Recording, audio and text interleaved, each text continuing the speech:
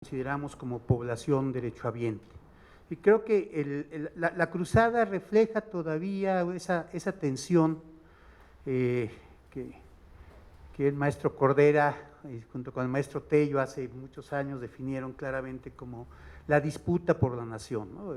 Qué modelos están enfrentando al desarrollo, a la característica del Estado, del modelo de nación que queremos ser, ¿no? Si todavía estamos en una fase de Estado benefactor, si estamos completamente dentro de un modelo neoliberal dominante, predominante, o estamos transitando hacia un estado de bienestar, donde podamos partir fundamentalmente de conceptos de derechos, de enfoque de derechos, de ciudadanía, de exigibilidad, de derechos, de justiciabilidad, de garantía de la obligación del Estado de garantizarlos, o seguimos bajo la administración de la población para fines de un proyecto productivo que básicamente lo que importa es la estabilidad económica, es la seguridad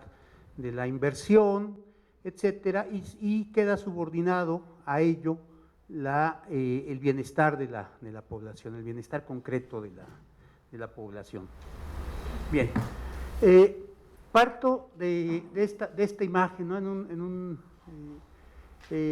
coloquio, un foro que se hizo sobre un foro académico, ¿no? Donde la página de Cedesol habla de que expertos y académicos destacan avances concretos de la Cruzada Nacional contra el Hambre, ¿no? Bueno, vamos a ver a qué se refieren esos avances concretos. La información que voy a presentar hoy forma parte de ese inventario de avances concretos de la cruzada para lograr los objetivos, uno de los 6 objetivos.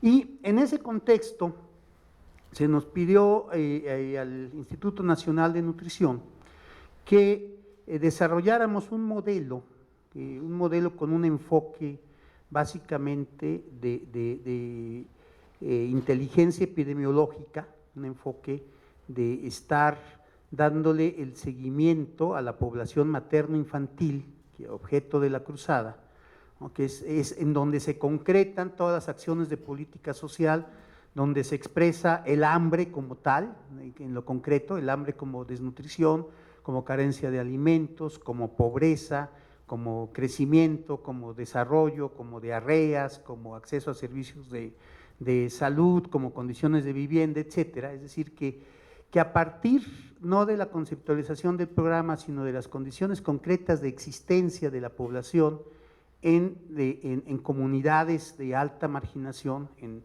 familias de extrema pobreza, en localidades de extrema pobreza, y que pudiéramos plantear un modelo en el cual,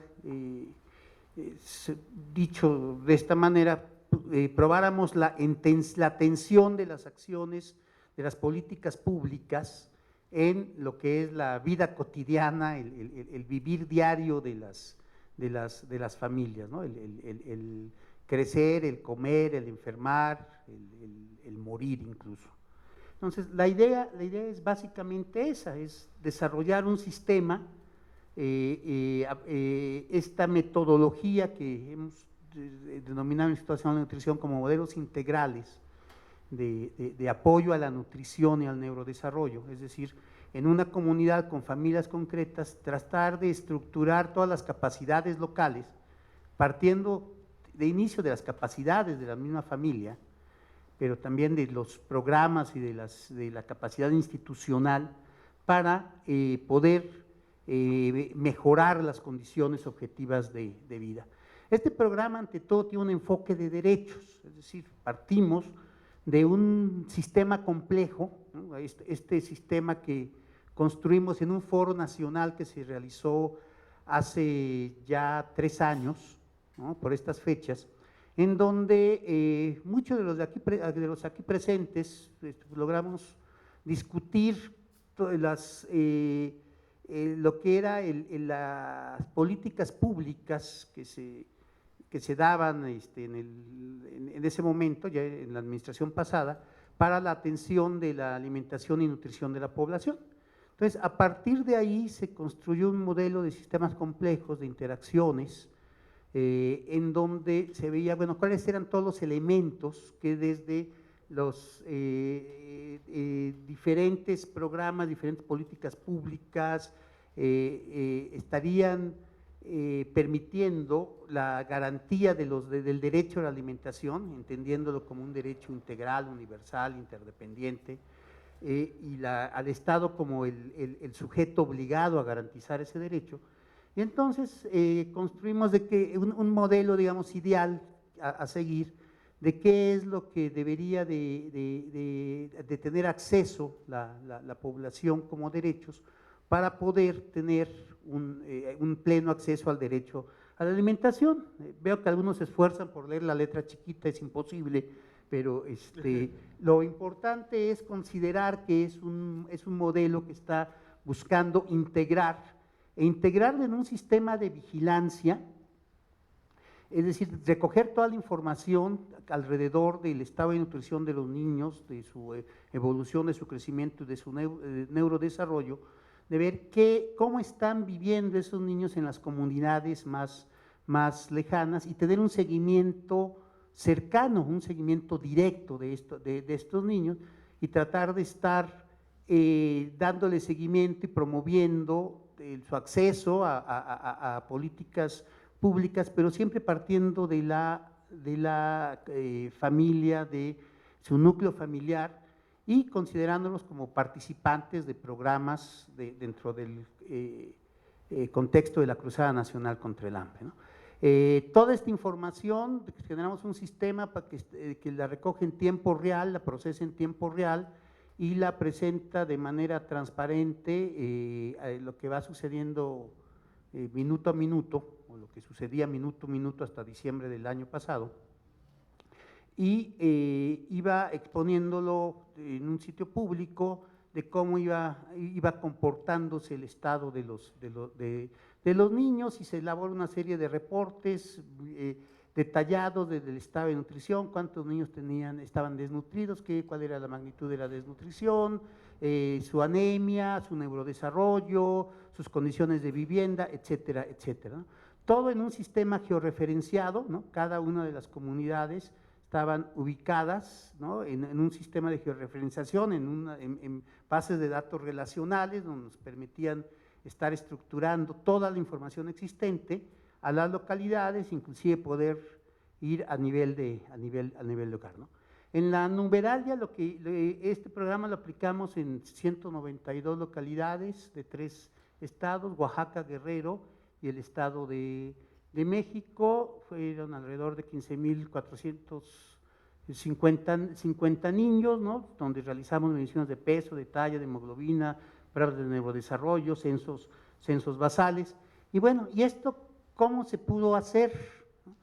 Pues se pudo hacer, por ejemplo, entrar a la montaña de Guerrero es a la fecha todavía imposible, ¿no? Hay que pedirle permiso a los retenes, de los cuales teníamos, de Tlapa a Cuchuapa pasamos por 7 retenes, de los cuales 2 eran gubernamentales y los otros 5, pues habría que imaginar de qué tipo de retén era, ¿no? Aunque era imposible llegar, la estrategia de acceso fue que no teníamos que llegar, sino que allá en las comunidades ya existían, a través de los promotores de CONAFE, una presencia institucional, pondríamos entre comillas lo de institucional, pero era una presencia ciudadana, eran promotores comunitarios de CONAFE, que estaban en el conocimiento comunitario de todas las familias, todos los niños, y lo que hicimos fue hacer la capacitación y la supervisión para que ellos se encargaran del seguimiento día a día de la evolución de los niños, poder levantar la información y poder hacer el seguimiento y poder hacer las estrategias de interacción con los demás programas. Es decir, sobre todo en el caso de la montaña de Guerrero nos metimos a donde la presencia institucional era verdaderamente débil, ¿no? Y donde es el reto mayor para la cruzada. También en la Mazahua era en la zona Mazahua del Estado de México era otro escenario, ahí ya había una fuerte presencia institucional y ahí se probó la tensión de la articulación de las diferentes instituciones, ¿no? Pudimos ver cuáles eran las condiciones, la prevalencia de desnutrición. Encontramos, bueno, que en la montaña de Guerrero se dibujaban claramente 3 sectores, una zona de una altísima prevalencia de desnutrición infantil, ¿no? En donde teníamos condiciones de vivienda de una gran precariedad, condiciones socioeconómicas y de pobreza extrema, los servicios prácticamente inexistentes, ¿no? Y donde también el rezago educativo era altísimo, y además al empezar a cruzar estas variables socioeconómicas con la prevalencia de desnutrición, con la prevalencia de anemia, con el rezago en el neurodesarrollo, encontrábamos un claro perfil de asociación entre estas condiciones y esas carencias y esos rezagos, ¿no? Pudimos también ver dónde estaban llegando las acciones de los programas, por ejemplo, en la montaña, en general, en la montaña, en la Mazahua, el 80% de las familias eran beneficiarios de programas de transferencias económicas, ya sea vía PAL o el programa Oportunidades, y había un 20%, sobre todo en la montaña de Guerrero, que era tal su precariedad social, que no tenían ni siquiera capacidad de gestionar el apoyo, a pesar de que calificaban perfectamente bien para ser población objetivo, ya sea del PAL o ya sea de oportunidades, ¿no? De alguna manera también esta información sirvió para que Prospera pudiera intensificar, dar de alta a estas familias que detectamos que estaban fuera del programa, que tenían condiciones extremas de miseria y que no estaban recibiendo ningún apoyo de los programas de transferencias económicas, ¿no? Tratamos de hacer un enlace con Secretaría de Salud para poder garantizar al menos un acceso precario de estas familias a los servicios de salud, pero el mismo desorden en el gobierno del estado se nos cruzó a Ayotzinapa, el secretario de Salud con el que ya habíamos logrado un primer acuerdo tuvo que renunciar, etcétera. Entonces encontramos que no había esa capacidad, ¿no? Y en el lado de la Mazahua hay una enorme dificultad de que estos niños identificados con patologías agregadas, con patologías consecutivas a su estado de desnutrición, al daño neurológico por antecedentes increíbles de violencia obstétrica en la mayoría de los partos en los que habían nacido estos niños, o sea, la gran mayoría nace en condición de una violencia obstétrica que no forma parte de ningún indicador, y eso nos estaría explicando muchísimo del rezago y del estado de nutrición de los niños. El sistema de salud no lo registra y también había una imposibilidad de atender las consecuencias de esos daños, ¿no? Gran parte del esfuerzo se perdió en la gestión, o más bien no se perdió, se tuvo que dedicar a la gestión en los servicios de salud de que accedieran. Y encontramos, bueno, ya no me voy a detener mucho en la alta prevalencia del estado de las formas de desnutrición, no solo, digamos, en la existencia de esas 2 desviaciones estándar que es tan grato para los que evalúan o dan calificativos de magnitud de prevalencia de desnutrición, sino el excedente de una desviación estándar, que es lo que realmente nos da una imagen más objetiva de la prevalencia real de desnutrición. Pudimos ver, por ejemplo, en el indicador talla, que en la montaña de Guerrero, en las comunidades de mayor marginación, el 90%, y en algunas localidades el 95, 96% de los niños presentan un déficit de talla monumental, ¿no? Que cuando a esos niños de forma incorrecta les aplicamos el indicador peso para la talla, aparecen hasta con obesidad, ¿no? Entonces, A veces a algunos les cuesta trabajo entender que el indicador peso para la talla, la población de referencia solo es para niños con talla normal y presenta un sesgo brutal en niños con talla baja, como es la gran mayoría de estos niños, ¿no? El seguimiento,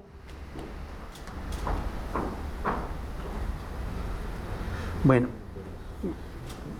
encontramos, por ejemplo, también algo extraordinariamente doloroso es el gran rezago en el neurodesarrollo, que es algo que tampoco estamos midiendo adecuadamente y quizá debería ser uno de los indicadores centrales, ¿no? El cómo se están desarrollando nuestros niños, ese neurodesarrollo normal, cómo medirlo, cómo relacionarlo con los factores de la estimulación administrada a esos niños, la estimulación oportuna, y eso también nos fue reventando, ¿no?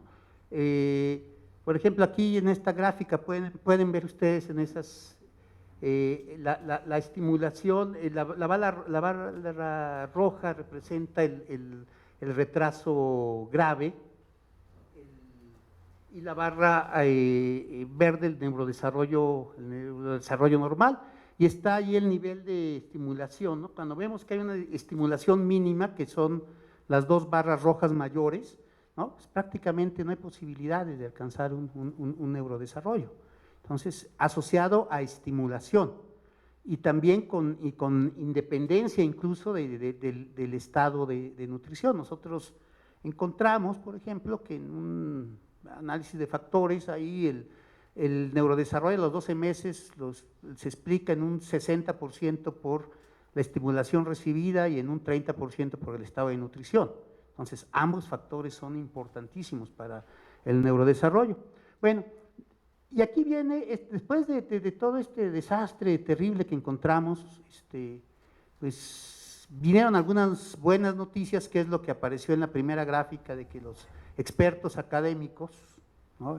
Que de alguna manera me aluden, que no pretendo serlo, pero encontramos que sí logramos, por ejemplo, disminuir la prevalencia inicial y final en un promedio de 5 meses de intervención, ¿no? Logramos disminuir la prevalencia de desnutrición de alto riesgo, ¿no? En corto tiempo. Esto se logró a expensas de la ganancia de peso muy por arriba de la ganancia normal de los niños con desnutrición moderada y con desnutrición grave. Es decir, las intervenciones, no lo voy a tener en el modelo de intervención, no es el objetivo de esto, pero las intervenciones que se basaban básicamente en la consejería y la asistencia alimentaria dirigida y las acciones directas de cuidados infantiles, lograron que los niños con desnutrición de alto riesgo lograran ganancias de peso de alrededor del 300% de la ganancia normal de peso. Si un niño con desnutrición grave a lo largo de su vida ha tenido una ganancia de peso alrededor del 60% de su ganancia normal. Entonces, los niños atendidos por el modelo, en promedio, alcanzaron ganancias de peso del 300%. Ahí hay una barra, la barra verde, son los niños, la ganancia de peso de los niños con estado de nutrición normal.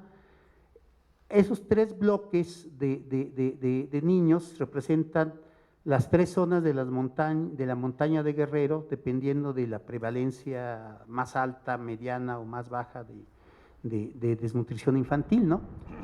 En la zona peor, la situación era tan grave y los recursos tan escasos que decidimos concentrar nada más en los desnutridos. En el arranque del programa concentrarnos en los desnutridos de alto riesgo, los que tenían desnutrición moderada y grave de manera fundamental, y no pudimos atender a los niños con estado de nutrición normal. O sea, eso fue un experimento medio mengeliano, pero involuntario, pues, es decir, a los niños que tenían estado de nutrición normal no les aplicamos el paquete de atención y encontramos, ahí vemos claramente cómo se derrumban y cómo, dejados a su libre curso, esos niños con estado de nutrición normal, que generalmente son los que tienen todavía protección de la lactancia, se derrumban en su estado de nutrición. Bueno. Y encontramos esto también, que es quizá lo más doloroso, ¿no? El fallecimiento de los niños. Estos niños no entran a registro de estadísticas vitales. ¿Por qué? Porque no hay registro de estadísticas vitales de mortalidad. O sea, el sistema, los promotores de CONAFE nos lo reportan, las mismas familias, la misma comunidad sensibilizada, nos da el reporte de los niños que murieron, ¿no? Y se nos murieron 7 niños, todas estas 7 muertes son evitables, ¿no? Ahora, la mortalidad esperada en ese tiempo, en esta zona, en las zonas que atendimos, era de mínimo de 40 niños, era la mortalidad que esperamos. Alguien diría, se murieron solo 7, pero el que diga eso realmente es un desalmado, ¿no? Porque no podemos decir que solo 7 niños se murieron cuando no hay condiciones, no debería de haber muerto ninguno de estos niños, ¿no? Murieron a consecuencia de la pobreza, del abandono. Bueno, ¿esto qué nos lleva? Nos lleva a la necesidad de transitar, de salirnos de la caja, de salirnos del círculo, de que las evaluaciones deben de seguir esa cama de Procusto que ya se ha construido alrededor del marco lógico, que hay que seguirlo haciendo, por supuesto, pero tenemos que entrar a sistemas más dinámicos, a sistemas en tiempo real, a sistemas transparentes, a sistemas que nos estén monitoreando niño a niño cómo está transitando en estas comunidades, ¿no? Y les presento aquí también una evaluación paralela que hicimos sobre la anemia, que nos resultó impresionante, porque entramos a evaluar cuál era en los niños de Seguro Popular de Prospera, del programa de micronutrientes, cuál era su prevalencia de anemia, y nos encontramos una prevalencia de anemia de cerca del 40%, ¿no? Después de una intervención logramos reducir esa prevalencia, en una muestra, estoy hablando de una muestra nada más de 1000 niños, logramos reducir la anemia de ese 40 al 25%, ¿no? Y aquí hay una buena noticia, ¿no? Esto no quisiera que se tomara a mal, ¿no? Pero aquí hay una noticia en la página de Cedesol de Logros que se dice: disminuye la prevalencia de anemia en niños y niñas y mujeres que consumen suplementos alimenticios de Prospera. Y esto se presenta como un ejemplo exitoso de lo que es, bueno, sí, pero nos falta otro 1,5 millones de niños, ¿no? Ya lo hicimos en 1000 niños, pero además la responsabilidad del Estado es atender ese 1,5 millones de niños. Quedamos ya con Seguro Popular de que este modelo de intervención va a atender al 1,5 millones de niños, se va a recuperar esa información, se va a hacer el monitoreo para poder lograr este efecto. Es decir, a pesar de que existe la capacidad institucional, no se está aplicando la capacidad institucional porque no se está dirigiendo específicamente a identificar qué niños son los que tienen anemia, atender a esos niños que tienen anemia y ver si sí se está cumpliendo. No la meta de administrar tantos millones de dosis de micronutrientes, beneficiando a tantos millones de familias, a tantos millones de niños, sino ver si sí se está logrando el objetivo concreto de disminuir la anemia, y eso siempre será con un sistema de vigilancia. Bueno, esto del asalto. Si tuviéramos, allí es un mapa de problemas, ¿no? Son los determinantes de que un niño esté vulnerado. Ahorita el programa que pudimos hacer el año pasado, nada más de julio a diciembre, porque en diciembre ya se cierra el año fiscal y para volverlo a arrancar es un desastre, además ya no hay subsecretario, ya no hay subsecretaría, y es un relajo, entonces no hemos podido volver a arrancar el programa, los niños están ahí esperando a que regresemos, ¿no? Pero en este programa, lo único que hicimos el año pasado fue ese círculo central, ¿no? Ese pequeño entorno de problemas de proteger al niño de lo más inmediato. El programa, la Cruzada Nacional contra el Hambre, pretende de manera integral atender en todos los aspectos de vivienda, educación, servicios, etcétera, todo lo que son los elementos de la medición integral de la pobreza.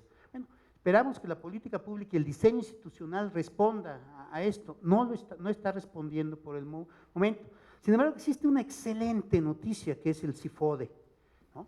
El CIFODE es un sistema, ahorita tenemos información detalladísima, ¿no? De 13 millones de mexicanos, de manera nominal dónde viven, si tienen vivienda, qué acceso, qué servicios tienen, etcétera, ¿no? En donde ya están identificados 6.1 de los que están de pobres extremos con pobreza alimentaria, pobreza extrema alimentaria es la definición, es lo que mencionaba Sara hace rato, ya se tiene un avance de más del 90%, es una base extraordinaria, ¿no? En donde está niño por niño, persona por persona, cómo están en condiciones de vivienda, está georreferenciado, está con CURP, es un sistema extraordinario que hay que ciudadanizarlo y hay que llevarlo a un enfoque de derechos. Tenemos que ver que Seguro Popular, que el sistema de salud pese y mida a todos estos niños, que todos los sistemas de promotoría social atiendan efectivamente a todos estos niños en sus necesidades de estimulación, de salud, de mejoramiento de vivienda, de proyectos productivos, etcétera, etcétera. Y creo que el gran reto ahorita es lograr que toda esta información que ya se tiene sea la base del sistema de evaluación, pero un sistema de evaluación con un modelo de sistemas complejos y de inteligencia epidemiológica, es decir, nominal, georreferenciada, en tiempo real, transparente, ¿no? Eso es muy importante, con protección de datos personales, pero transparente, que nos permita saber día a día, ¿no? Como se puede hacer en el micrositio del Midecom, del programa, es en todo momento se puede saber, bueno, cuántos niños se atienden, cuántos niños se visitan, cuántos se pesan, cuántos se miden, cuántos se evalúan, cómo está su estado de nutrición, etcétera, y cómo se va haciendo la progresión. Existe la capacidad, existe ya la base de información, sabemos dónde están, quiénes son, cómo se llaman, cómo viven, y lo que tenemos que hacer es, con un enfoque de derechos y de inteligencia epidemiológica, garantizar que tengan acceso real a esos derechos. Gracias.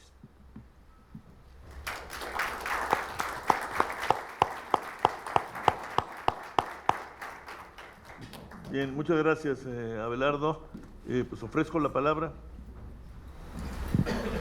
Gracias por las presentaciones ambas, muy buenas. Gracias también al seminario de la cuestión social, que ya se convirtió en nuestra asistencia permanente, tanto a Rolando como a Mario Luis, que nos han permitido debatir, y creo que sí, efectivamente, con esta se abren una serie de debates, porque lo que vamos a discutir hoy es apenas el inicio, supongo, de muchas reflexiones. Yo quiero aclarar que me parece que la cruzada ha sido un tino porque nos ha permitido posicionar el tema, ¿no? Y poder debatir el tema, y eso lo quiero decir. Por lo tanto, las preguntas que voy a hacer son fundamentalmente para enmendar, mejorar o rediseñar planteamientos y programas. La primera es que Sara me llevó a una confusión terrible, que por más que he tratado de hacer memoria no puedo, porque a nosotros nos ha dicho Garfias y la propia Rosario que son 70 programas de la cruzada, nos los ha dicho desde el principio de la cruzada, y ahora nos hablas de 22. Entonces me hago unas bolas espantosas, y bueno, me gustaría que nos ayudaras a este asunto, y también que nos ayudaras a profundizar el tema de la coordinación interinstitucional, porque en los estados donde nosotros nos movemos, en las comisiones intersecretariales, a las cuales hemos asistido algunas de ellas, pues los programas que presentan son los programas de siempre, no hay nada nuevo, dijéramos, en el sol. Zagarpa pone en la matriz de doble entrada de la coordinación, de la comisión, lo que ha hecho en los últimos años, ¿no? Y lo pone como si fuera algo nuevo en el marco de la cruzada. Entonces ahí también me hago un poco de bolas en este asunto, y sí me gustaría que nos pudieras ayudar, además de que nos informaras cuáles son los criterios que se han utilizado para seleccionar los municipios de la cruzada, ¿no? Que ahí supone ahí un peso. La otro asunto es que, bueno, voy a barrar un poco de navajas, pero disculpen, Sara nos habla de efectos positivos del programa de oportunidades, y yo he oído a Abelardo en muchas ocasiones, y a Tere, que por aquí anda también, del Tere Shaman del Instituto de Salud, que nos han dicho que oportunidades en muchos lugares han generado dinámicas obesigénicas, ¿no? Es decir, las transferencias monetarias se están utilizando para consumo de alimentos no saludables y entonces en vez de mejorar las condiciones de pobreza alimentaria están perjudicando. A mí me gustaría que, ya que están los dos ahí, ojalá pudiéramos entender cuál es la situación. Y bueno, sí, seguridad. Y observar que, bueno, los recursos de Zagarpa se van fundamentalmente a los productores ricos de este país, ¿no? De los que están vinculados a los grandes agronegocios. Entonces, habría que ver cuáles son los programas de esos 9,000 millones que dice Sara, porque nosotros hemos escuchado también desde el principio, y lo hemos insistido, que hablar de seguridad alimentaria, de derecho a la alimentación y de la propia cruzada debe ser todo el ciclo, desde el productor, desde la parcela, hasta el consumo saludable, ¿no? Entonces, ¿se está dando ese circuito virtuoso o no? ¿O dónde están los puntos en donde no se enlazan? Y yo creo que eso tiene que ver en términos de medir el impacto. Me gustaría también que Sara nos pudiera platicar cómo ve las instancias de consulta que ella mencionó, nada más las mencionó, pero no nos dijo porque… Bueno, por ejemplo, el comité de expertos y el consejo nos reunimos, bueno, yo soy todavía, a punto de ya no, pero todavía consejero, y nos hemos reunido por iniciativa propia. Aquí está Enrique Provencio, está Margarita, creo que Toña por ahí anda, obviamente Abelardo, Tere, pero no nos han convocado a reuniones conjuntas, ¿no? Entonces habría que ver qué pasa y qué hay de fondo en términos de la evaluación y de la participación de la sociedad y en los estados, qué pasa con los capítulos estatales.